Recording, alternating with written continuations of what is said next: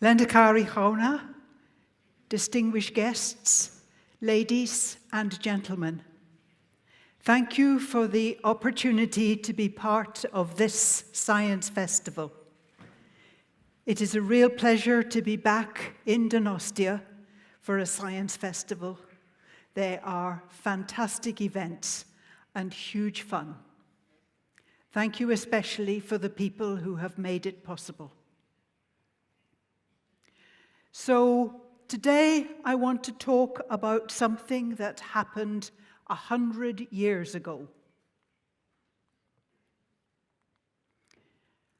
I'm going to talk about an eclipse of the sun and how that eclipse was used to check and verify some of Einstein's theories. So I will tell you a bit about Einstein. I will tell you a bit about the British astronomer Eddington, who was responsible for the observations. I will tell you just a little bit about the theory that they were checking and some information from the eclipse expedition itself. So we start with Albert Einstein, a well-known name, probably a well-known face. His early record is poor. He dropped out of school. It took him 2 attempts to get into university. He then went to work in the patent office in Bern, in Switzerland. He had a very successful career after that and has had huge impact on physics. But because he was Jewish, he had to leave Europe and move to the United States, to Princeton in New Jersey, and that's where he died. He did a PhD, 1905, in the University of Zurich. And in that year also, suddenly he was writing a lot of important papers. I think up till then nobody had noticed him. The paper that's most important for tonight's talk was written in 1915, and he's talking about gravity and the effects of gravity. He went on to do many, many things. He was a hugely important physicist. You probably know the formula E equals mc squared. That's Einstein. He did the whole of relativity theory. He did photoelectric effect. He did Brownian motion. He did Bose-Einstein statistics. The list goes on and on. A very important physicist. The other gentleman we will meet, you perhaps do not know so well. He was born in the north of England in 1882. He had to move from there with his mother and sister when he was about age 4. His father had died in a typhoid epidemic, and mother had to move back with her family in the south of England, taking her children with her. He died in Cambridge in 1944. He was an amazing boy. At age 4, he liked to go out at night and count the stars. A big job. He had an amazing memory, which was clear even as a small boy. And he had a fascination with big, big numbers, which remained with him all his life. It is said that before he could read, he had learnt the 24 times table. 24 times 1 equals 24. 24 times 2 equals 48. 24 times 3 equals 72. 24 times 4 equals 96. And so on.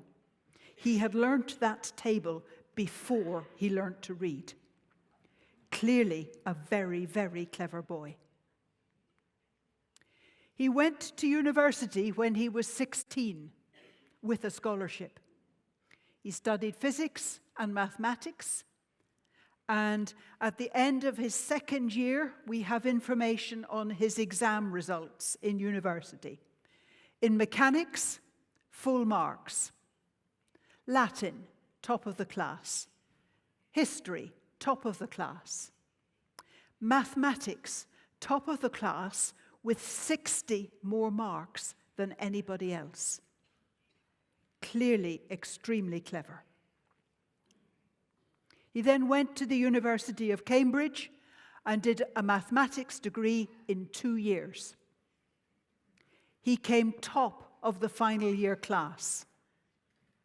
The rest of the class were third-year students. He, a second-year student, came top.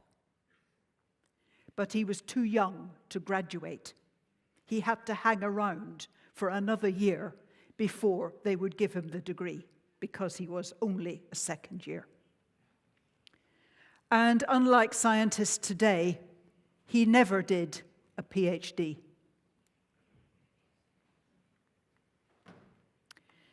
He became a professor in Cambridge at the age of 30, a professor of astronomy, because he had decided that that was the area of science where things were happening.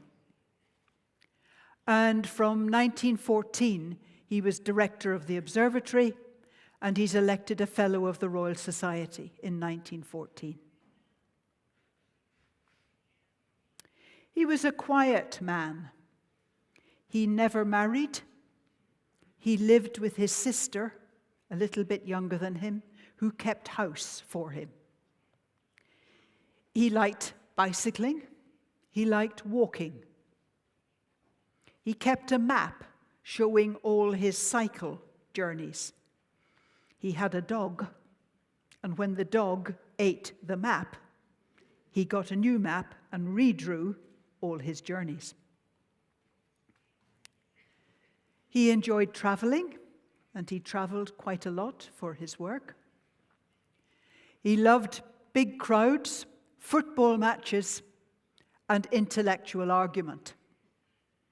And when he visited Boston, the observatory at Cambridge, Massachusetts, it was noted that he divided his time between the Red Sox games and astronomy. So he had this passion for sport as well. He was an interesting man. He was a Quaker, a member of the Religious Society of Friends. He was therefore a pacifist. He would not fight in the war, what we call a conscientious objector. He believed that there was something good in everybody, something of God in everybody, even in the Germans, who Britain was fighting for quite a bit of his life. And he was keen to promote international understanding. And I think this background is important in this story. Because in Britain, there was very strong feeling against Germany before the 1914-18 war and during, so before and during. This is a poster from Britain showing how terrible all Germans are. There were sometimes even riots. There was suspicion of anything German. If you had a Bechstein piano, you covered up the name Bechstein because you did not want to be seen to have something German. And the royal family, which was Saxe-Coburg, became House of Windsor, properly English, not German. And I regret to say the Royal Society expelled its German members. So there was very, very strong feeling against Germany and things German. And that is also important for this story. So things began to happen during 1914-18. that are an essential part of this story. Einstein develops his theory of relativity. He knows a Netherlands astronomer called Willem de Sitter in Leiden. This is Willem de Sitter. This is Einstein with his back to you. And they're talking about what's on the board. So when Einstein develops his theory of relativity, he sends a manuscript to de Sitter in Leiden, in the Netherlands. And de Sitter sends it to the secretary of the Royal Astronomical Society in Britain, Eddington. Eddington was the secretary of the Royal Astronomical Society and responsible for its publications, its scientific journals. So by this route through the Netherlands, Einstein's paper reaches Britain to be considered for publication. Now, Eddington was a fantastic man to receive this paper. He was sympathetic to things German. He could understand the science. At this time, 1915, a lot of people did not understand what Einstein was saying. Maybe still an issue today for some people, but now it is accepted scientific theory. But Eddington was one of the few people in the world who could understand what Einstein was saying in his theory of relativity. He was open to ideas from Germany. He was very well respected in Britain. If Eddington said something was correct, people would listen. And in addition, he was very good at explaining things clearly so that people could understand. And that also becomes an important part of this story. So, what was Eddington saying? You have at home a bed, I trust. You have a mattress on your bed. If you put something heavy on the mattress dips. A bit like this.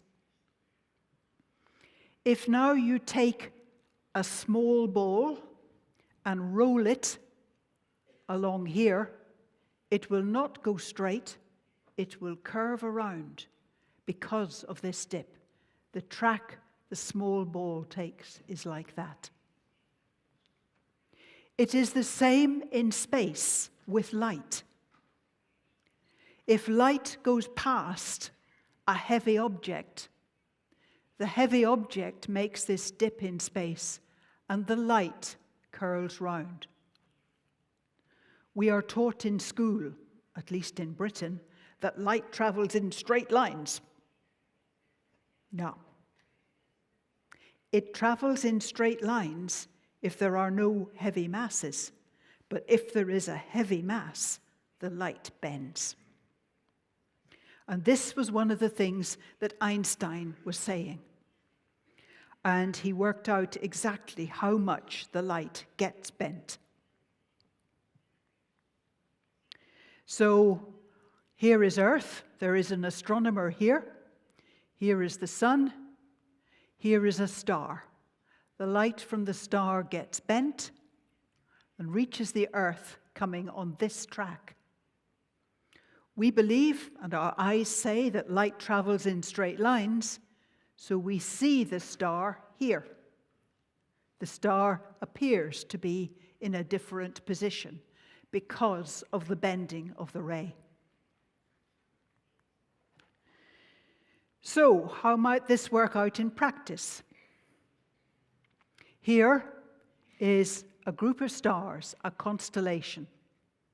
For any amateur astronomers, professional astronomers in the audience, yes, it is the Hyades.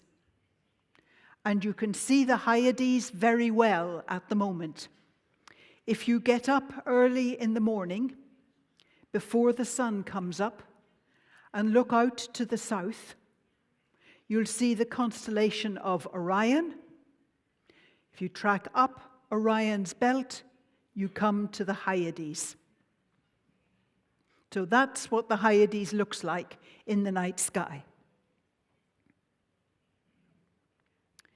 If now it is daytime and the sun is in the sky, if the sun is in this position, but for some reason it's blocked, then the star position here has moved from there to there.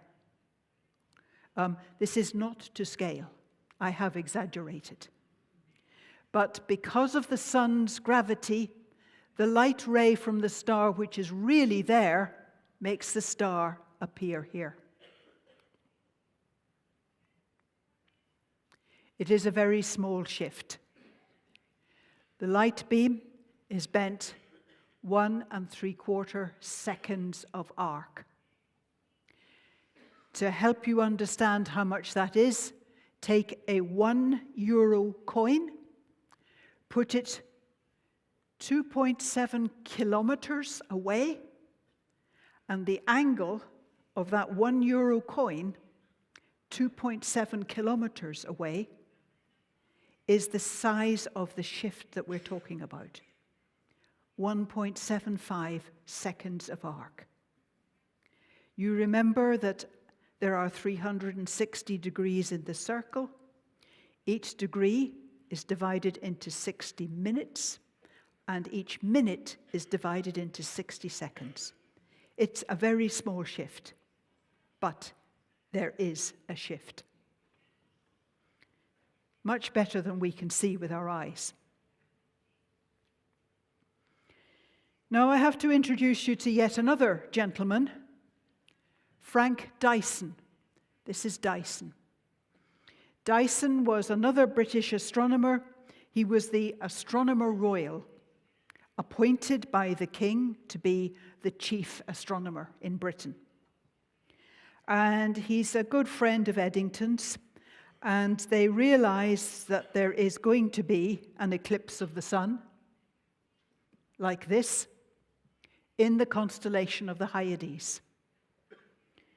The snag is, the eclipse is apparently going to be while the war between Britain and Germany, that what we call the First World War, whilst this war was raging. And you can't see the eclipse from Britain. You have to go much further south.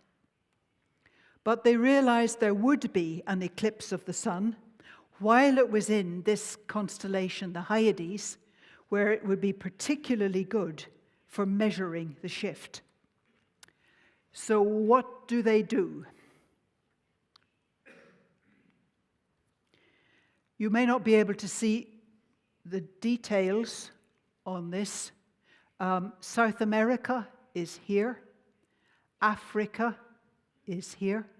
And this blue line is the track of the eclipse. Most of it is over the Atlantic Ocean. You cannot measure accurately from a ship in the middle of the ocean because the ship is doing this. If you're going to do this measurement, you have to be on land. So you could be in South America or Africa.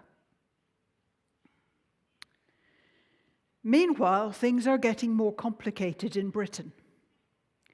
Many soldiers are killed in the war. Britain needs more soldiers. More men are being called up into the army. Eddington is called up into the army.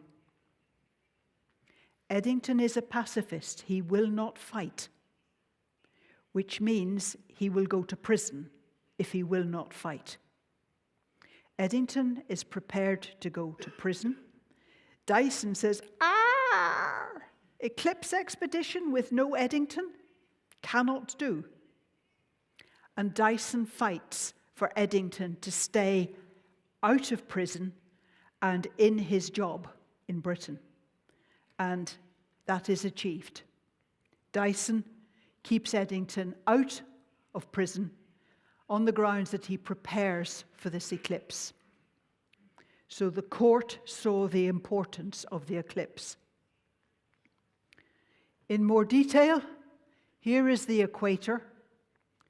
They decided to send 2 parties to observe the eclipse, one to Brazil and one to this little island off the coast of Africa.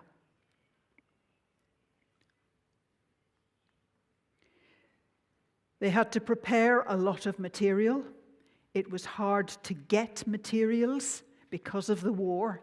Everything was going into making guns and weapons. But they managed to get enough equipment. They gave themselves a cut-off date. If the war has not finished by such and such a date, the expedition will not go. If the war has finished, the expedition goes ahead. The war finished 7 days before their cutoff. So the expeditions went to Brazil and to Africa.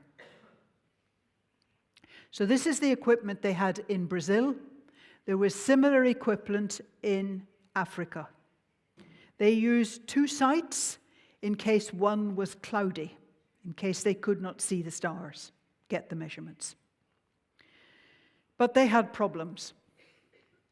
There were monkeys which came and twiddled knobs, altered all the settings. The sun would heat up the mirrors, make them very hot, and change shape. And when the sun went, the mirrors would cool and change shape back. And in Africa, it was a bit cloudy. Brazil had a good view of the eclipse. This is a photograph, one of their resulting photographs. It's a negative photograph, so things that are bright show dark, like the halo, the corona of the sun. Everything else shows white, and each of these marks a star that they were measuring the position of. There were even more stars than that, but those were the ones closest. And the shift they are looking for is smaller than the size of the star's image. But if you have lots and lots of stars, perhaps you can do it. So Brazil had good observations of the eclipse. In Principe, off the coast of Africa, Eddington was at that site. He sent a telegram saying, through cloud, hopeful he could see something. They brought the data home. The staff of the Royal Greenwich Observatory analysed the data, and it was clear that there was a shift of about the size that Einstein predicted. The data was not fantastically good, so there was a bit of uncertainty, but it was certainly a shift of the kind of size that Einstein predicted. And it became Eddington's responsibility to announce the results and explain the results. And Eddington was brilliant at presenting material, both to astronomers and scientists, and to the public, and to the reporters. And this really caught a lot of attention. The journalists did not always properly understand, so there were some amazing headlines in the newspapers. Light caught bending. Lights all askew in the heavens. Men of science more or less agog over results of eclipse observations. I don't know what that one means, to be honest. Einstein theory triumphs. Stars not where they seemed or were calculated to be, but nobody need worry. So Eddington presented his results in November 1919 at a joint meeting of the Royal Society and the Royal Astronomical Society. And there was huge interest in this. That a German-speaking scientist had predicted this, and it had been confirmed by British scientists, was seen as a great act of healing following that war, which was very bitter. I think Einstein was lucky that Eddington was there and Eddington had the talents that he had. Eddington was a great scientist, but he was also one of the few people who could explain Einstein's work to people who were not theoretical physicists, to everybody else, while at the same time understanding what Einstein was saying. So he understood and he could explain it to others. He's a superb lecturer with great presentation skills, and he becomes Einstein's voice in the English-speaking world. It's Eddington who explains to the British, to the Americans, to anybody who wanted to hear what Einstein was saying. Einstein learnt very little English, and he gave up every attempt to write it. He said the spelling is too complicated. It is, I agree. Even so, even with Eddington's best efforts, not many people fully understood what Einstein was saying. And there is a lovely story of Eddington meeting another scientist, and this other scientist says, "Eddington, you are one of just 3 people in the world who understand Einstein's theories." And Eddington pauses. And the first man says, "Eddington, don't be so modest." And Eddington says, "I was just trying to think who the third person was."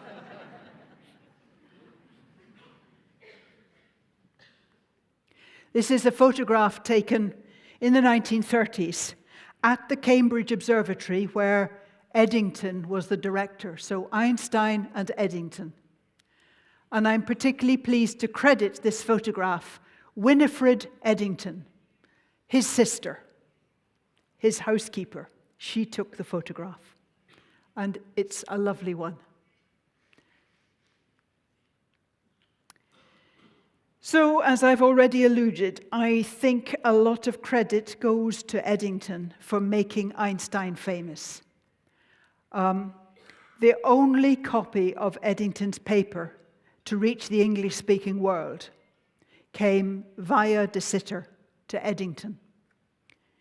Eddington, because he's Quaker and pacifist, is open to ideas from Germany. At that time, many British scientists, German, no good. Don't read it. Throw it in the wastepaper basket. He was capable of grasping quickly what Einstein was saying. He was himself very highly respected, and he was very good at explaining the theory. He was Einstein's advocate. I think he made Einstein famous in the English-speaking world. But as a final thought, you remember that when Eddington was a very small boy, age about 2, his father died in a typhoid epidemic. If Eddington himself, that small boy, had died in that typhoid epidemic, how different would be the history of science, I wonder. Thank you for your interest and your attention.